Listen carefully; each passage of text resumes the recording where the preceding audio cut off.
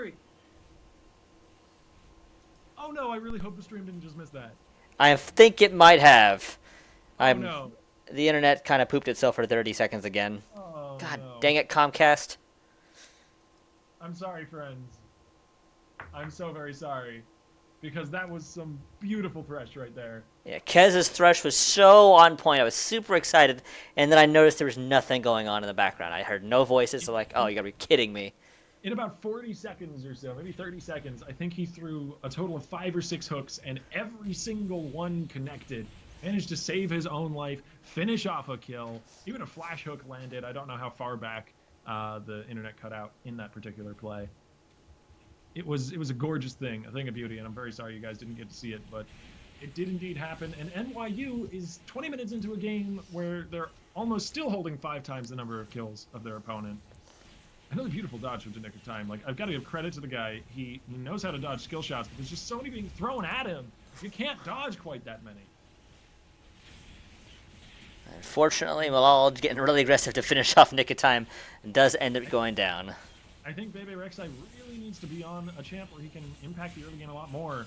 Cherish Me can no longer 1v1 Reprise, who's finished off the Frozen Mallet and is just too tanky now. Which is a weird thing to say about Yasuo. It is. And I just imagine that's not what many people were thought was going to happen to Yasuo when they first came out, was he building Bruiser. Oh, that's just tank items for you nowadays. Not as bad as it used to be, though, thankfully. Oh, boy. All faced with the Zyra burst. There's another hook from Kess. We may see another hooking Armageddon here. There's another one into Insect Kick. The man built full CDR Thresh, maxed Q first. And he can just throw out hook after hook. Ah, finally. We get one that misses. Lands on a minion, though, so it does still refund the cooldown. So we'll see another one very shortly. The Nick of Time is going to get bursted out there. Reprise is unstoppable. Kess is gladly tanking up a few hits from Cherish Me. An uncharacteristically missed hook, but makes up for it with the kill steal. Kez and Malal not letting that early level 1 skills mess up, letting them get too far behind. They dominated that lane. We'll see if they can win the game here. I mean, if they don't win it here, it's probably just a shoe-in for winning it later. There's the double knock-up. Yasuo gets a final elf off. Indeed, the very last breath of the game. And 20 minutes, 56 seconds in, not even breaching the 21-minute mark. NYU take a very decisive victory. Absolutely. And it's hard to say. Basically, every lane did well. The worst lane was top lane, but Reprise still played super good. I saw some real potential in the mechanical play of Nick of Time. He was even playing the lane very well against Maulface. But apparently NYU saw that too, because they piled on that lane and did not give him an inch of room to maneuver. And I think they need to counter that. Be that with Bebe Rexai on a much more impactful early game jungle. I think that's a great option for them. Or just more early vision, more safety for Nick of Time. Like, even just playing a safer mid laner. Something that's not Syndra, something with mobility, perhaps. It's indeed definitely going to be something they need to look at. Because indeed, basically, we saw every, minute and a half, a 3 or 4 man gank on mid lane, constantly. Oh, yeah. And Nick of Time just getting lots of hugs. Hugs for Nick of Time. And Kez was very happy to dish out the hugs with the hook. He was not afraid. All right, and it looks like we've got the second game already set up and ready to go, so we should be getting into that very shortly. Just a few moments while the players sort things out, and there we are. We're into the pick and bans. I wouldn't be surprised if there was an Elise ban. Other than that, I don't really know of any one champion that was too much of a problem. Maybe the Thresh. I don't know if you really want to expend a ban on Thresh, though. I would not be surprised to see it, because Kez's Thresh was super powerful through that entire game. Mm-hmm. Especially during that one stretch where my internet decided it was a good idea to take a break. Kez's Thresh was just too good. It's like, nope, we're done. We gotta stop. It's overheating. And there it is. Yeah, there's the Thresh ban. So it certainly makes sense. A very respectful ban against Kez. He did a great job on that champ. I worry that there's going to be a lot of other really good aggressive supports that you can do the same sort of thing with. You know, like maybe Karma isn't quite as good at setting up plays, but just the positioning that Kez had in the lane is still going to be very, very much a valid support pick. Bard even with the ulti, if he can land that. there's just so many good options for support. It's really hard to ban out that role. So I think it's better to try and set up a comp that can play around it. But Syndra and Cassiopeia still showing a ton of respect to Nick of Time. 2 more mid lane bans, just like we saw last time around. And there's the Yorick ban. Yeah. Very With interesting. sprinkles on the roster, that makes sense. And with Zac being left open, they're going to hover it. So we might see a Zac jungle coming out of Aqua. Because he's played Elise mostly. Yeah, and Elise is still open, so he's picking away from the Elise not because he's forced to, but because he wants to. That may point to just wanting a little more tankiness on the team. Last time around, they stomped, but if they hadn't stomped, their composition was actually a little worrying. Yasuo, and Elise, and Zyra all on one team is not going to be a very good front line. Speaking of front lines, that's a Dr. Mundo hover. Dr. Mundo, there's a character we haven't seen in a long time. Yeah, he's one of the ones that I like to refer to as being kind of a binary champion. You know, either the meta and like items are strong enough that he can just be a massive tank, or they're not. And if it's the first, he's in the meta. If it's the latter, he's out of the meta, and it's really just about that simple. It's definitely one of Riot's simplest works in their early days.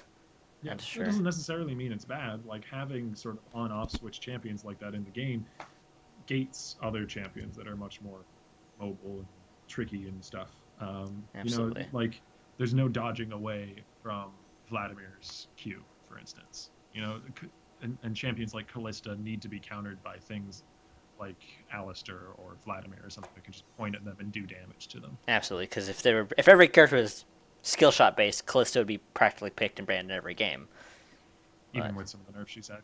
Yeah, absolutely. But thankfully, there are plenty of characters that can do well against her, such as a character like Vladimir. And against similarly mobile and difficult to pin down champs like Elise or an Ezreal or something. But conceptual design is fun. Elise picked up. I like that so much better for Bebe Rek'Sai, provided he's a decent Elise player. Which, to be fair, I haven't seen the guy on Elise. I don't know anything about that. But we just basically didn't see him in the game this time around.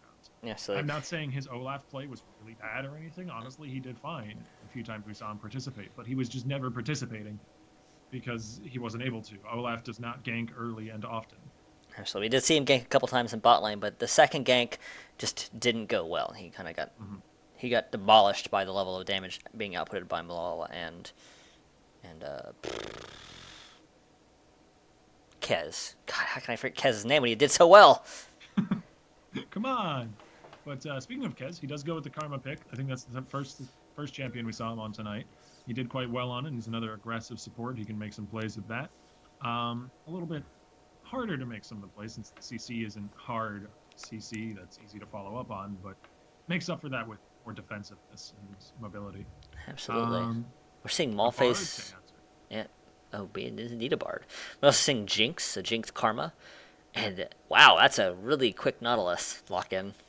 And an Alawi. All right, I love the comp they've built around Alawi. That's really smart. Picking the Alawi last, that Nautilus Zac Karma is so good for setting up an Alawi. That is really, really strong. And then just Jinx to make use of all of that setup as well. Like, they basically got these 2 massive DPS cannons to put at the front of their ship and just a really sturdy ship built around it to harbor them. I actually really quite like the composition that NYU has put together. I think this is very powerful. One of the main issues they have, it's a little bit immobile, but they do make up for that a bit with Karma and just a buttload of CC. Ship. It's funny because Nautilus has an anchor. Sure. Hopefully he doesn't weigh them down too much. Hey! Oh boy, I hate myself. Jin Bard. That's a combo that's good. The composition, I'd say, from Victorious League isn't quite as pointed. It's not as purposeful, but I'd still say it's perfectly fine. I like seeing Cherish Me in a carry-oriented top lane who did well in the lane. I like seeing Baby Rek'Sai on a more early game jungler. That's really good. And I like seeing the Nick of Time on a safer mid laner. Like, these are all fixes that they've made to specific problems from the last game. So I think they have a much better composition for the team they're going up against. Other than Vladimir, I'm kind of worried about how durable their team is in comparison to NYU. They're Sure. significantly squishier. Yeah, and I think if it's like a flat out team fight, NYU does come out on top, but they don't necessarily have to fight flat out team fights. They can fight from a long range with Jin and Bard. They can get picks as well with Jin, Bard, and Elise. That's all really good. And then, of course, if Riven gets out of control or Vladimir gets out of control, like if one of these two solo lanes just crushes, then they'll be an almost unstoppable split pushing team. Absolutely, that is something that's definitely going to have to look out for because Riven is one of those characters that if she gets ahead, she becomes this just unstoppable force that can 1v1 almost anyone. Yeah, and even more worryingly, there's not a lot of stopping power against a split pusher in the composition that NYU has put together. I really love their composition for what it does best, but it doesn't have a ton of ability to stop a split push unless they like dedicate to clearing, unless they like send Jinx with rockets and a Runance or something. Absolutely, But Sprinkles could stall, but he wouldn't be able to stop. mhm, we do have a few minutes to get through before we get into the actual game itself. Spectator delay and loading screen and all that good stuff. I'm excited. I am as well, so definitely be looking forward to see how this changes up because these are completely different compositions basically coming out of both teams here. So it's going Mhm. to vastly change, maybe not the outcome depending on how well they play, but it's definitely going to change the way they play their characters, obviously, because they're not playing the same characters. Yeah, I think if VL get taken apart like they were last game, then that speaks to a very much a wide rift between these teams in terms of skill. And it wasn't just because of the composition. It wasn't just because of the weaknesses that they had in their early game and compositionally, because they've shored up those weaknesses. I think they have a very defensive mid lane for the nick of time. They have an early game focused jungler. They have a bottom lane that's it's more competitive. So this is their chance to come back. They've corrected their mistakes compositionally. Now we'll just have to see if they can do that mechanically. Absolutely. So on that note, we are going to jump to a small commercial break. It won't be very long because we're only a minute left here. As soon as we're in game, we'll be right back. So don't go anywhere, guys.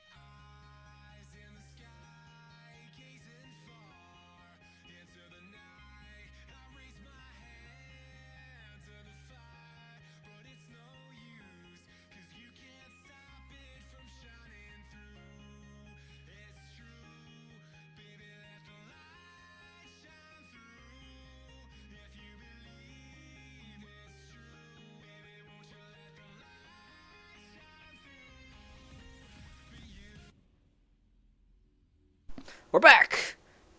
This is the finals of the Reverie Esports number 65. For those of you just joining us, this is NYU 2 on the blue side facing off against Victorious League on the red side. We are currently 1-0 in favor of NYU. You know, one of the really interesting things that we didn't hit on because I was so preoccupied with how much I really liked NYU's composition is that they have a very unconventional mid lane. It's going to be either Sprinkles or Malphase. Well, probably Malphase, he's their mid laner. So it's going to be an Alawi mid, actually, up against a Vladimir. That is true. I thought about it, and then we got distracted by other things, and I forgot to bring it back We up. have the invade, though. A double stun onto Kess and Aqua Blue. And it looks like it's just going to be a scouting mission in the end. They might have been trying to get a possible pick. They have the Nautilus, so he might have considered taking Hook. I'm not sure if he actually leveled it. It would be a little rough for the laning phase if he had gone with that, but certainly a possibility. No, he did. He has actually not opted to level anything yet, so he held on to the... I'm interested to see how both solo lanes go. Nautilus is not exactly a very heavy-handed laner, and could allow Cherish's Rek'Sai to get out of control if he's not careful. And it's always unpleasant to play a purely melee matchup against a Vladimir. That's not going to be very nice. It definitely has the potential to be very uncomfortable. We'll have to see if he can play around that. We'll also have to see how much focus is given to the mid lane this time. Oh, Bebe Rek'Sai is actually the mid laner. They've swapped out Nick of Time into the jungle position. Bebe Rek'Sai is going to be taking up the mid on Vladimir. Decided they need to switch things around, and maybe that is what they need. Yeah. See whether or not Nick of Time can perform a little better in the early game this time around. That was kind of their main failing point out of the jungle position last time. Born to bot lane's going rather aggressive here. That was quite aggressive. The minion wave has arrived as well. He could not stick around and fight, but Malala does take some good damage, I suppose. Cherish and Sprinkles kind of playing around each other there, but Sprinkles is at level 2 now. Yeah, he's got that level advantage. We saw it last time as well. And he does have some decent sustain out of the shield. Doesn't have a very high mana cost, and it lasts for a good long while, so you can sort of bully the lane out with it if you're a strong Nautilus player. But there's just always the danger that you misplay once or twice, give over some kills to Riven, and just can't come back from that deficit. Absolutely. It's one of those characters where you die once, and it can be a struggle to make a comeback from that. Mm-hmm. That is a lot of damage to Bebe Rek'Sai. Cherish a little bit there, but... Nick of Time has made it to the top side. There's the auto attack for the red buff. The Cocoon misses. Point blank fires a little wide to the left, and Sprinkles is going to walk right out of there. Sprinkles stopped to auto attack, and that's what caused the miss. Oh, that's so bad. That feels bad. That was an intelligent gank, too. Like, he showed up at the right time. He autoed first to apply the red buff to slow him down. And it was because of the slow and because of the auto attack that he actually managed to miss his skill shot. Oh man, Malphase is going dangerously low on mana here. Bebe Rek'Sai does not have that problem. This is what I was a little worried about for this matchup. But undeterred, we see the Nick of Time showing up to the mid lane, a Cocoon landing onto a minion. Not quite the intended target. As Malphase continues to batter off against the unyielding wall that is Vladimir. Oh no, he's going full into this fight. There's the stretching strike, but he was not in range and the slow doesn't land. Maybe we're actually happy to pop the flash there to not die. A wise decision, I'd say. Malphase is actually about matching Bebe Rek'Sai's regen now, and Aqua Blue is going to take this opportunity to go for an invade. I did not anticipate the Zac invading in onto the Elise in this particular matchup, but that is the secure of the blue buff. Looks like it went over to Aqua Blue with the smite. Sprinkle's actually still doing pretty well in this top lane. He's actually bullying out Cherish pretty hard here currently. I think Bebe Rek'Sai should probably base here. He probably should have based a little earlier. Now the lane's going to be shoved up under his turret if he does base now. He's going to lose some minions. If he had based a little earlier, he might have been able to get back to the lane in time to pick up most of the two waves that are going to crash in, but now he's probably going to lose 75% or more. Just a good 10 or 11 minions. I just noticed this, but Sprinkles has purchased a Dark Seal. Yep. No, it's actually a pretty common pickup on AP tank top laners. Things like Maokai, Nautilus, even Cho'Gath whenever you see him. Just not too often. Pick up the Dark Seal early, just get a few kills in lane or an assist or two, and then just kind of sit on it. Looks like Malala might be having some connection issues. Oh, no, he's back with us. All right. Zap lands, and Born to Bot Lane is going way too far forward once again. Kez is going to take advantage of that, snare him up. He makes it back to one of his shrines, heals up a little bit, and that's a flash trade.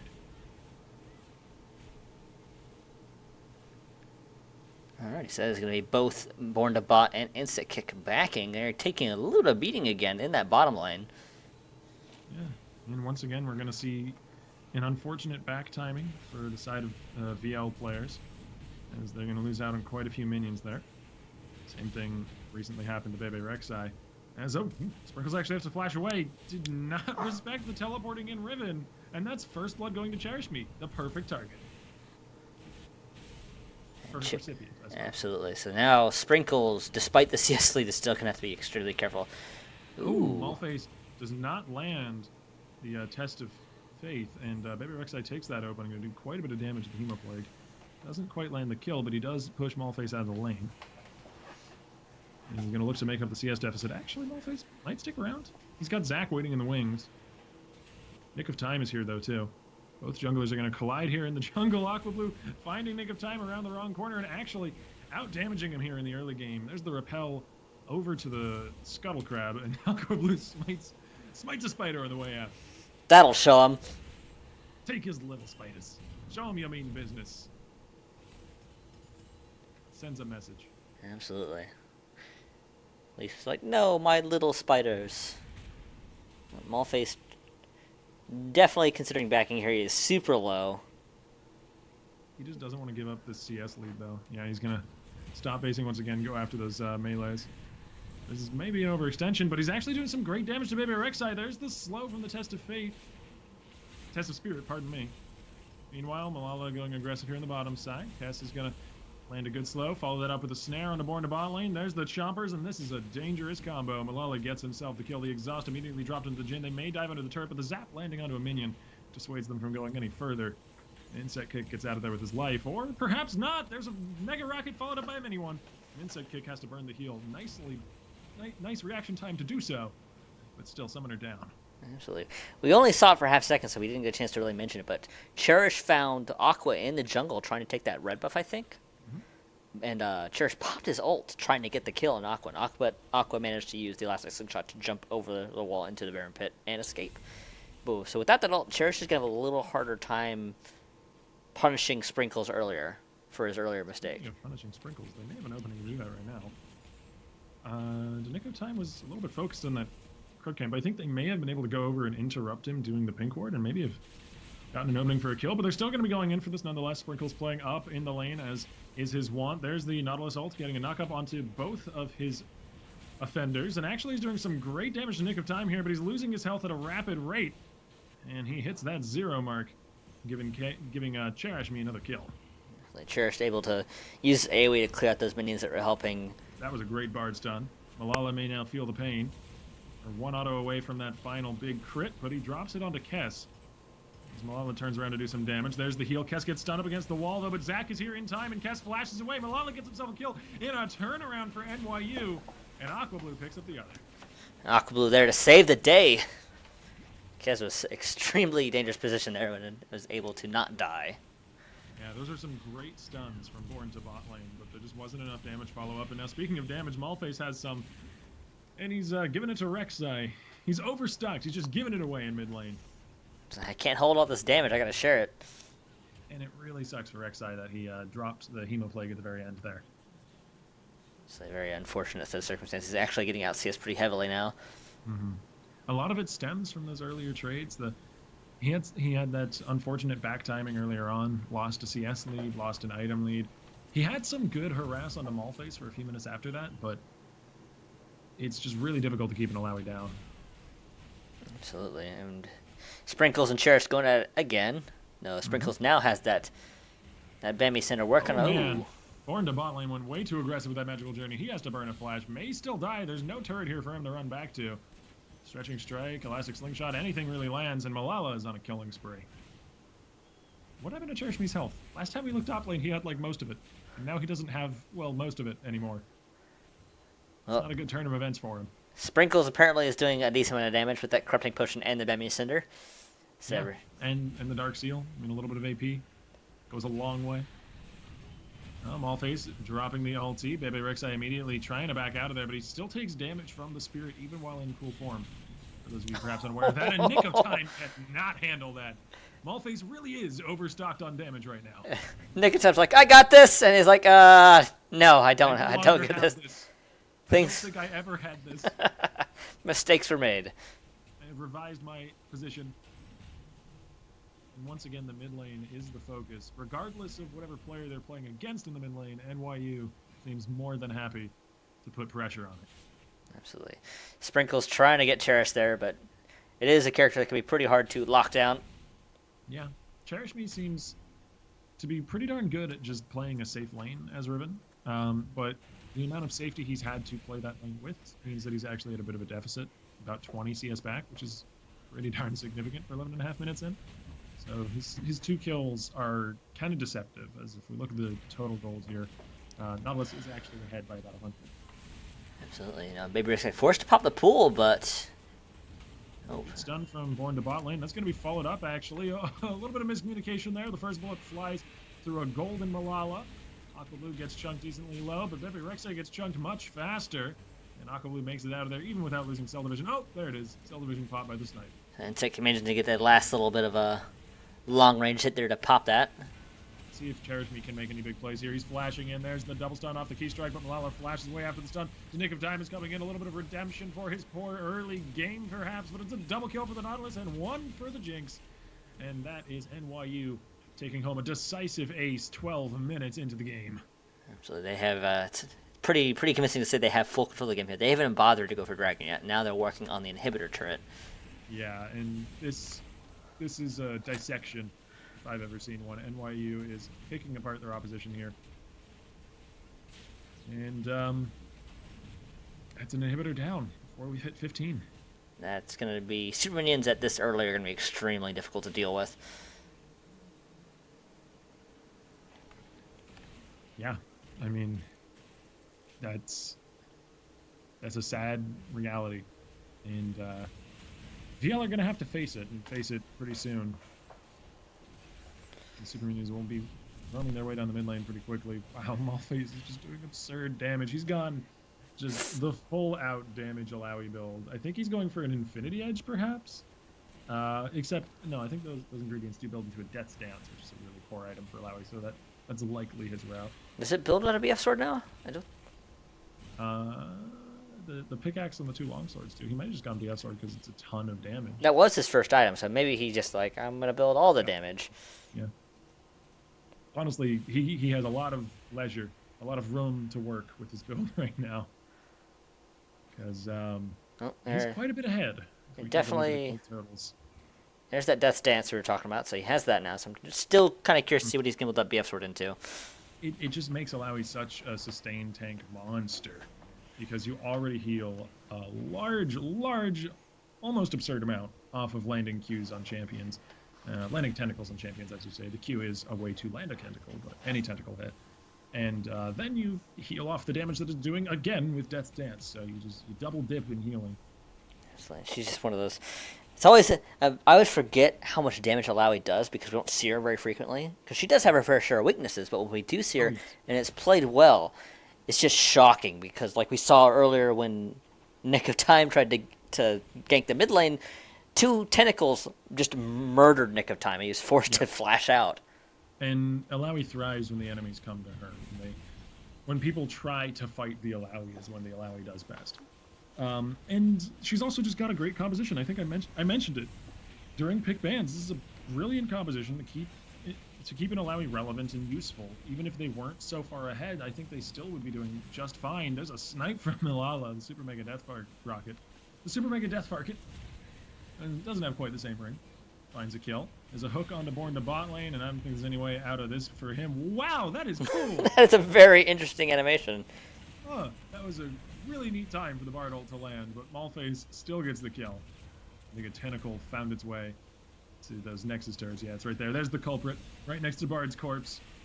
Investigation complete. Reverie Esports is flashing in. He's trying his best to hold this, but Kess is gonna get away with his life, and well, I can't really say the same about the Vladimir. That vampire has been exorcised. Cherish Me will get out of there. As Malphase looks for yet another fish to catch on his hook, and we may be on track for an even quicker game than the last one. Maybe not. They're backing out. They're low on health. They don't want to give Cherish Me the quadra kill. But Cherish Me wants it. He's leaping in. He finds himself one, and he's done. As Malala is dominating, but Bard picks up the other one. Born to bot lane with the secure. Oh, there's the flash in from the nick of time, but he doesn't get the Q down. The repel up in the sky to create some distance, but Malala still has heal and a Nautilus to back him up. Baiting out all of those summoners. And yes. now Malala is doing his best to try and take out this inhibitor. There's going to be 2 inhibitors down at 16 minutes. Yeah, and they don't really have a reason to stop. Like, they're gonna base now, maybe go grab some items, heal up a little bit, or maybe not. Sprinkles gets interrupted by Baby Rek'Sai. Malala may yet die. There's the transfusion, and that's a much-needed transfusion of gold, going over from blue side to red. But I don't think that VL can do very much with it. So we're seeing just a huge difference in golden items. Actually, seeing Malphase has just went ahead and purchased under the BF sword just because. Well, it is a lot of damage. I don't know. There's so many different options you could go with here. Like Infinity Edge is a real choice. Bloodthirster for even more lifesteal if he wants to go that route. Duskblade of Drakthar would probably be like the best bang for his buck in terms of just ability to murder people because nobody has armor right now. And just getting some flat armor pen, getting that percentage chunk. That was an interesting cocoon. Nick of Time's gonna be able to sidestep the test of spirit though. The sidestep from Baby Rek'Sai means the hook lands onto the Elise, but looks like Elise will be able to skitter her way out of that one. Cherish Me is leading to the back lines, targeting this Alawi. That is one of the ways you can fight her, but she thrives when you come to her, and that's a double kill as the tentacles slap down, a triple kill. And there's just no stopping her anymore. With the high AD ratios and the high base damage, when she's building this much AD, she's just going to blow people up if you can't blow her up fast enough. And I don't think there is any blowing Malphase up fast enough anymore. The mid lane Alawi has become too much of a terror, and that is the Nexus going to implode before we even hit the 20-minute. It's this almost certainly is taking a bit of the time to kill it here. Well, Cell Division is popped, but he won't die. The game is over before he can. So that was a extremely convincing win by NYU. Very unfortunate for Victorious League, but a valiant effort. It's just they kind of got picked apart there. All right, and that's it for us tonight. There are some parting words that I'm sure Effect would like to share with you all. He's a very sentimental guy like that, but I certainly enjoyed the night. Those were some fun games to cast. I really like the composition that NYU pulled out in Game 2. Absolutely, and though we missed unfortunately some of you guys missed it, Kez had extremely memorable Thresh play in that first game. So memorable for me and you at least. Absolutely. I just got to see it. Don't worry, Kez. I casted it well, I promise. I have faith that he casted it well while I was trying to figure out why my internet was being poopy.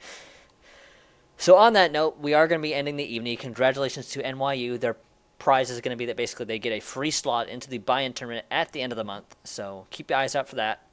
And I guess I'll give a quick shout out to our sponsors. Starting off with, we do use Battlefly, which is the service we use to run our tournaments. You go to battlefly.com and you sign up at any tournament you want. They do League of Legends, they do CSGO, they do Hearthstone, they do all kinds of stuff. And that's where we do all of our tournament stuff, so you go there, you sign up. It makes it very simple, very easy. Second, we have a LoL History app, which is basically an Android or iPhone app.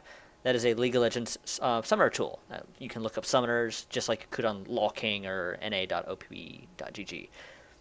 And then last, but certainly not least to any degree, is Vibby. And that is basically it's a website you can go to create highlight reels without downloading software. So it works similarly in function to, like, say, Sony Vegas. But obviously you just don't have to sell anything. I'm sorry, you don't have to download any software. You don't have to buy any software. So it's very easy to use.